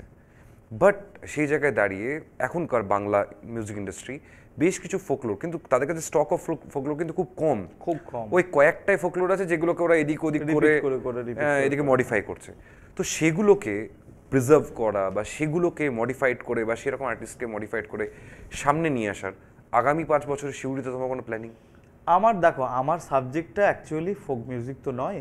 ওকে, আমার না অ্যাজ আ মিউজিশিয়ান আমি আস্কিং। না, আমার ফোক মিউজিকে কোনো সে অর্থে কোনো তালিম নেই, কোনো জ্ঞানও নেই। আমার আমি দেখেছি কালিকাদাকে পেয়েছি, কালিকাদা আমাদের সারেগামাপার সময় কালিকাদাকে পেয়েছি। কালিকাদা তখন একদম ফুল ফর্মে কাজ করছে। শেষ স্মৃতিটাও খুব আমাদের শিউরি ভাষায় খুব দুঃখ, এবং সেই দিনকারও একটা স্মৃতি আমার মনের মধ্যে আছে, এবং সেটা আমার চোখের সামনে দেখা। তখন আমাদের সারেগামাপা চলছে 7th of March 2017, আমার দিনটা মনে আছে পরিষ্কার। আগের দিন 6th of March কালিকাদা এলেন, এসে ফুল ব্যান্ড দোহার, এসে ফোকের যারা ছেলে মেয়ে তাদের সাথে রিহার্সাল হলো আমাদের স্টুডিও ফ্লোরে। রিহার্সাল হওয়ার পরে আমাকে বললেন, ইন্দ্রনীল কাল শিউরি যাচ্ছি। স্বপ্নাদির বাড়িটা কোথায় রে? আমি বললাম যে বাস স্ট্যান্ডের পেছনেই, আমি তোমাকে ঠিকানা পত্র দিয়ে দিচ্ছি, ফোন নাম্বার তো বোধহয় আছে তোমার কাছে, তুমি যেও দেখা করো। আমি জিজ্ঞেস করলাম কিউরিওসিটি থেকে, কোথায় অনুষ্ঠান? বললো বিদ্যাসাগর কলেজে। আমার খুব আনন্দ পেলাম। যাই হোক, বলো ফিরে এসে তোকে স্বপ্নাদির একটা গান গাওয়াবো, আমি ডিজাইন করব, এবং ওটাতে ওই এপিসোডটা এমন ডিজাইন করব যারা বাংলা গান বা ক্লাসিক্যাল সেমি ক্লাসিক্যাল জোনে আছে তারা ফোক গাইবে, যারা ফোকে আছে তারা ঠিক অপোজিটটা গাইবে, এরকম একটা ডিজাইন করব। তো ডিজাইন উনি করেছিলেন। তারপরে উনি পরের দিন সকালবেলায় উঠে আমাকে কেউ একজন দরজা ধাক্কিয়ে বললো, কালিকাদা নেই। বললো, কালিকাদা নেই মানে? পাজি কথা বলে, যাও সকাল থেকে বিরক্ত করো না ঘুমের করে। বললো, আরে টিভিটা খোল, দেখ নেই, চলে গেছে। আমরা কোথায় চলে গেল আবার? টিভিটা খুলছি, দেখছি গুড়াপে অ্যাক্সিডেন্ট, কালিকাদা। এই কালিকাদা যে কাজটা করছিলেন, এই প্রিজার্ভ করা, এই ফোক মিউজিককে ইউনাইটেড করা, এই কাজটা বিশালভাবে ক্ষতিগ্রস্ত হলো। তারপরে আমি বলছি, তার পরবর্তীকালে অনেক ফোক আর্টিস্ট তো এসছেন, কিন্তু এইভাবে গবেষণামূলক কাজ করা বা এগুলোকে বাঁচিয়ে রাখার কোনো চিন্তা ভাবনা কেউ করেননি। তারা শুধু ফোকাস করেছেন পয়সা রোজগারের জন্য। I am sorry to say, একজন দুজন অবশ্যই তাদের থেকে ডিফারেন্ট, কিন্তু বেশিরভাগ লোকজনই ফোকাস করেছেন পয়সা রোজগারে। গানগুলোর প্রিজার্ভেশনের দিকে তারা নজর মোটেই দেননি, একদমই দেননি।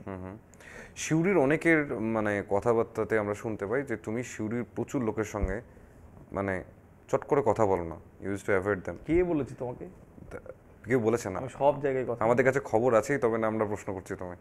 তো সেই রেসপেক্টে দাঁড়িয়ে কারণটা কেন? অহংবোধ না এমনি টাইম পাও না? কোনোটাই নয়। আমি টাইম পাই না এমনটাও নয়, অহংবোধও নয়। যাদের সাথে কথা বললে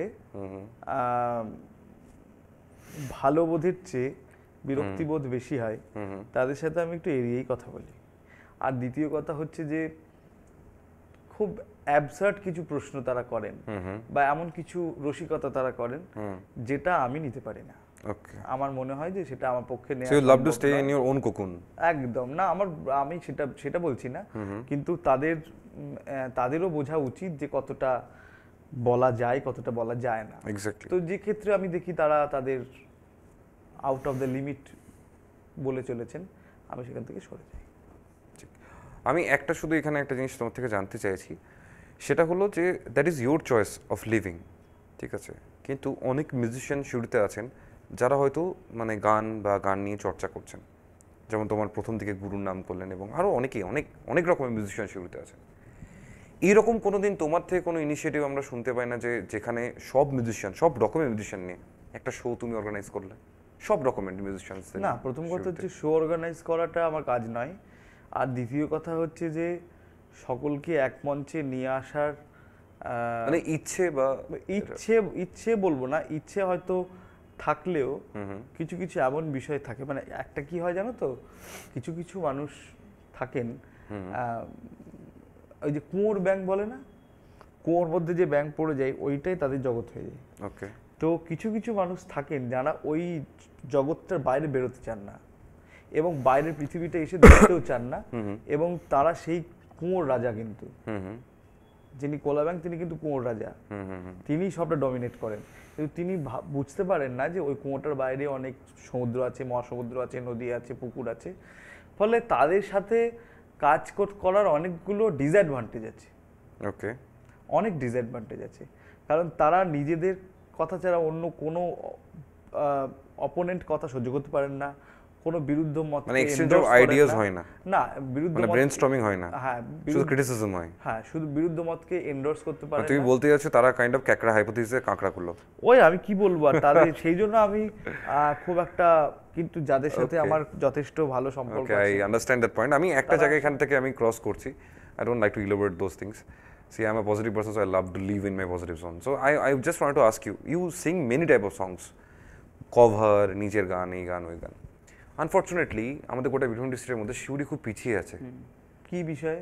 অনেক বিষয়ে পিছিয়ে আছে শিউরি, ঠিক আছে। সেই সব বিষয়ের আলোচনা হয়তো করতে গেলে সারাদিন রাত চলে যাবে। তোমার সাথে আমার গল্প করে খুব ভালো লাগছে, the very first time I met with you, এবং you are in that zone of people যার সঙ্গে কথা বলে খুব ভালো লাগছে। আমি একটা শুধু জিনিস জিজ্ঞেস করছি, শিউরি স্পেসিফিক, শিউরিকে নিয়ে কোন একটা গান তোমার থেকে আমরা শুনতে পারি ভবিষ্যতে? এটা জাস্ট আমার ইচ্ছে, আমার আবদার, বা আজকে এই অন রেকর্ড তোমার থেকে একটা কমিটমেন্ট নেওয়ার জন্য অনুরোধ বলতে পারো।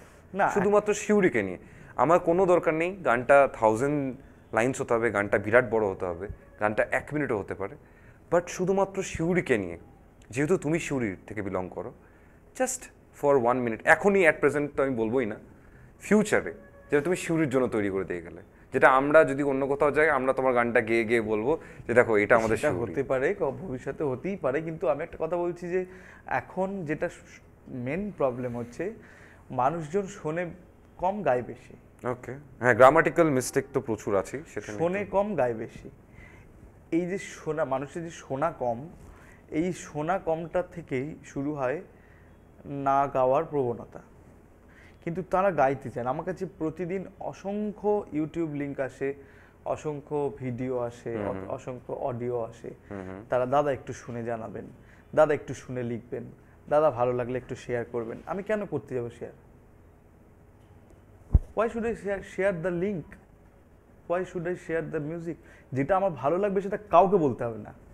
আমি কিছুদিন আগে একটি মেয়ের গান শেয়ার করেছিলাম, বল মন সুখ বল গেয়েছিল মেয়েটা, চূড়ান্ত ভালো গান, এবং এত সুরে গাইলো মেয়েটা, শুনে মনে হলো এটা শেয়ার করা উচিত।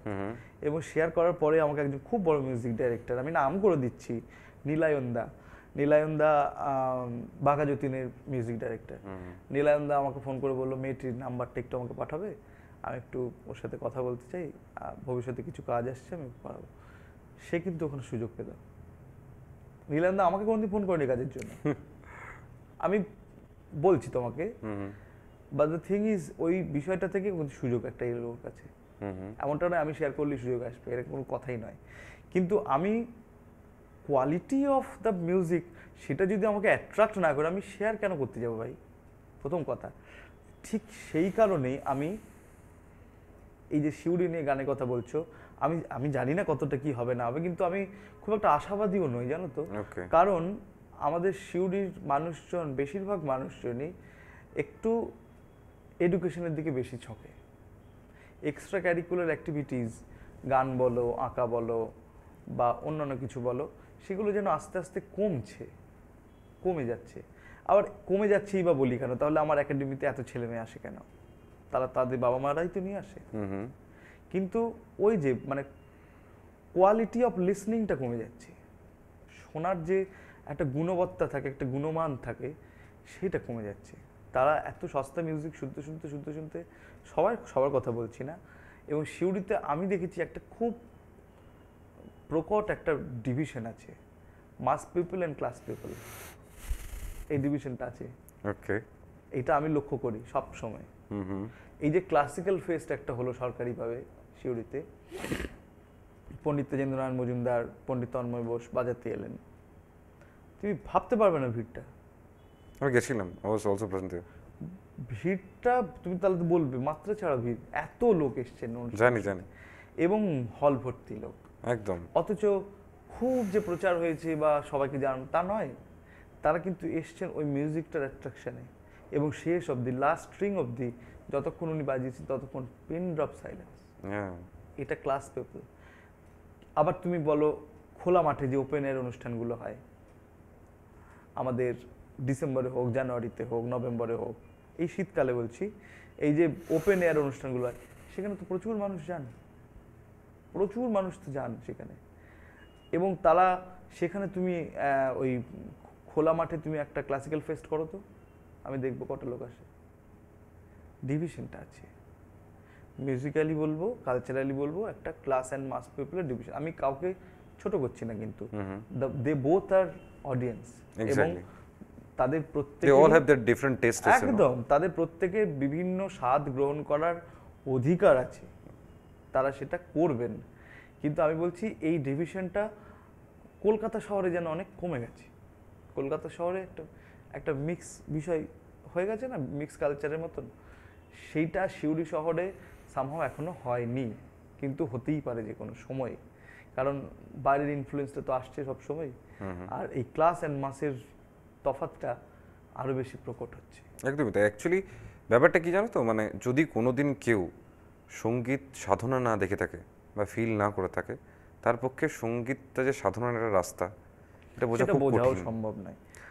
এক্স্যাক্টলি। তো আমি আমার লাইফের কিছু জার্নিতে আমি এমন কিছু জায়গায় গেছি, এমন কিছু মানুষজনের সঙ্গে মিশেছি, তাদের গান, সেই গোপী গাইন বাঘাবাইনে যেমন হাতটা স্টপ হয়ে যেত, তারা যখন রেওয়াজ করে, মানে আই এম ট্রুলি টেলিং, আমার গায়ে কাটা দিচ্ছে, আমি তাদের নাম নিতে পারছি না বিকজ অফ সাম রিজন, তারা যখন গায় তুমি না মোমেন্ট করতে পারবে না কিছু, অ্যান্ড দ্যাটস হ্যাপেন রিয়েলি, মানে রিয়েলিটিতে হয়। মানে আমি নিজে এক্স্যাক্টলি সুর ব্রহ্ম, এবং শুধু ব্রহ্ম না, তাদেরকে দেখার পর বোঝা যায় সাধনাটা কি। যেমন মানে কিছু তান্ত্রিক থাকে, তারা কোনো ফেস আসে না।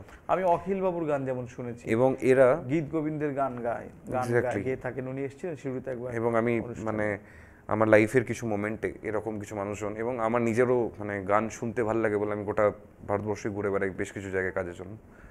তো তখন আমি যখন এরকম ওই মানে পুরনো একদম খাঁটি শোনাগুলো পাই, আমি নিজের মতোই শুনি, হয়তো আমি ইভেন রেকর্ডও করি না, কারণ আমি চাইও না যে ওটা আমাকে যেন পরে শুনতে যেন আমার খিদেটা থাকে আমি আসতে পারি। তো সেসব জায়গাতে মানে সাধনাটা বোঝা যায়। এবার যেখানে সবাই তো কগনিটিভলি ডেভেলপড হচ্ছে, যেখানে ধরো বাকি সবাই ওই টুকটাক গান গেয়ে ফেমাস হওয়ার রাস্তাটা খুঁজে নিয়েছে, তাকে সাধনা বোঝানো খুব কঠিন। না, সেই I truly support your point. সেই জন্যই বলছি যে দুটো অডিয়েন্স ভাগ আছে, দুটো অডিয়েন্সের মধ্যে ক্লিয়ার ডিফারেন্স আছে। একদম একদম। তবে কিন্তু সেই দিন অনুষ্ঠানে কোনো টিকিট ছিল না। না, টিকিট ছিল না, সেটা সরকারি উদ্যোগে। সরকারি উদ্যোগে অনেক কিছু সম্ভব, যেটা বেসরকারি উদ্যোগে সম্ভব নয়। একদমই তাই। আমি আর এগোচ্ছি না, we are go so long, ঠিক আছে। The very first day we meet, এবং আমি মানে আমার এত কথা বলে ফেললাম। এক্স্যাক্টলি, মানে আমি ট্রুলি টেলিং ইউ কি আমি ভাবতেও পারিনি যে এত টাইমটা আমরা হয়তো পাবো বা ডিসকাস করবো। বাট হ্যাঁ, it's good we I discuss many things. তো আমি মানে এবার সময় আমার শেষ হয়ে গেছে, পরে আমি আবার যদি তোমায় পাই, আবার যদি আমার দর্শকদের, আমি সকলকে অনুরোধ করছি please you comment and feedback and share it, যাতে করে আমরা জানতে পারি আরও কি চেঞ্জেস করতে হবে, আরও কি বেটার করতে হবে, এবং আপনারা চাইছেন কি ওর সেকেন্ড এপিসোড আসুক কিনা, বা সেটা নিয়ে যদি ওর ভ্যালুয়েবল টাইম পাই আমরা সেটা যেতে পারি কিনা। শুধু যাওয়ার আগে আমি তোমার থেকে একটা গান শুনতে তো চাইবই, এটা তো ডিমান্ড আছেই, এটা চাইবই। শুধু তোমায় একটা কথা বলি, যে যখন তুমি toughest emotional point of like striking face করেছো লাইফে, সেই জায়গাটাকে হ্যান্ডেল করার জন্য তুমি কিসের সাহায্য নিতে, গান না অন্য কিছু? না, জীবনে অনেক সময় এরকম মুহূর্ত আসে যেগুলো খুব কঠিন হয় সামলানো। যেমন রিসেন্ট আমার মায়ের একটা বিশাল একটা সার্জারি হয়ে গেছে, 12 ঘন্টার একটা সার্জারি। তো সেখানে বাইরে আমরা যখন আছি, বা আমি কিন্তু সেদিন গান গাইছি, 3টে অনুষ্ঠান সেদিন আমার। উনি ব্যাঙ্গালোরে আছেন, আমি তার আগের দিন ফিরে এসেছি, তারা গেছেন দেখতে, এবং সেই দিন আমি 3টে অনুষ্ঠান করেছি কলকাতা শহরে। তো আমি বলবো যে গান সব কিছুকে হিল করে দেয়। আমি যদি যখন কোনো একটা আসলে একটা হারমোনিয়াম নিয়েও বসে পড়ি গাইতে, সামনে আমার এত মানুষজন, তখন আর কোনো কিছু মনে থাকে না অ্যাকচুয়ালি। এবং আমি সবসময় ভরসা রাখি জগন্নাথের উপরে, আমার উপাস্য দেব। তো আমি মনে করি সমস্ত খারাপ সময় তিনি দূর করে দেন, দূর করেছেন, করবেন। ঠিক। আমি তো শেষে আর অনুরোধ করবো এটাই, যে একটা যদি তোমার গলায় আমরা গান শুনতে পাই। খুব খুব ভালো লাগলো আজকে দিনটা স্পেন্ড করে। You made the evening so beautiful and so valuable that it should be a rememberable evening. So I'd like to end the evening with a beloved song from your side. যে কোনো গান, তোমার ইচ্ছার গান, তোমার ভালো লাগার গান, যদি একটু তোমার থেকে শুনতে পাই। একদম, আমি একটা বর্ষা থামার গান করি, কারণ প্রচুর বৃষ্টি হচ্ছে চারিদিকে, অনেক জায়গাতে শুনছি বন্যা টন্যা হয়েছে। তো খরা জেলা বীরভূম, তো এখানে বর্ষা হওয়াটা এখানে হোক আর কি, মানে অন্য জায়গার জন্য বলছি।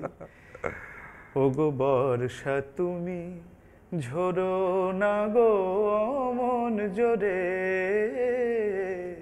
বর্ষা তুমি ঝরো না গো মন জোরে, কাছে সে আসবে তবে কেমন করে, রিমঝিম রিমঝিম রিমঝিম, এলে না হয় ঝোড়ো তখন ঝোড়ো ধারে, যাতে সে যেতে চেয়েও যেতে নাহি পারে, রিমঝিম ঝিম ঝিম ঝিম। ওগো বর্ষা তুমি ঝোড়ো না গো মন জোরে, বর্ষা তুমি ঝোড়ো না গো মন জোরে।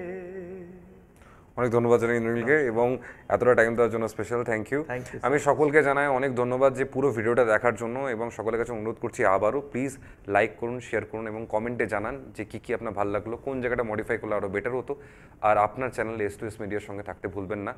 মেবি হয়তো S2S মিডিয়াতেই ইন্দ্রনীলের সামনের একটা কোনো কার্যকলাপ মেবি হয়তো লাইভ আসতেও পারে, তাই সেটার জন্য আপনাকে সাবস্ক্রাইব করে রাখতে হবে S2S মিডিয়া। এবং হ্যালো পৃথিবী দেখার জন্য আমাদেরকে জানান আপনি আরও কী টপিকে জানতে চাইছেন, কী টপিকে শুনতে চাইছেন।